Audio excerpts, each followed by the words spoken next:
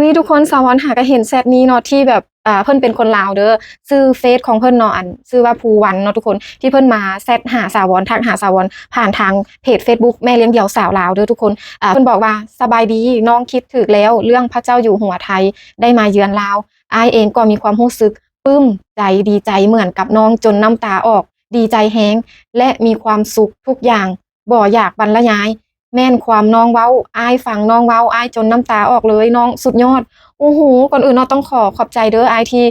ทักแชตมาหาน้องเนาะทุกคนแล้วก็เพิ่นมีความคิดเห็นแบบที่เพิ่นทักมาเลยทุกคนที่สาวรได้เฮ็ดคลิปเกี่ยวกับพระเจ้าอยู่หัวเจ้าชีวิตของคนไทยที่เพิ่นมาเยือนลาวเมื่อล่าสุดวันที่16วันที่18เดือน3 2026นี่เองทุกคนสาวรก็ดีใจเนาะที่แบบมีคนลาวที่แบบมีความกล้าหาญมีความกล้าที่จะแสดงความคิดเห็นแบบนี้เนาะทุกคนสาวรเชื่อว่าคนลาวหลายๆคนมีความรู้สึกปลื้มปิติคือกันกับสาวรแล้วก็พี่คนนี้เนาะอ้ายคนนี้เนาะทุกคน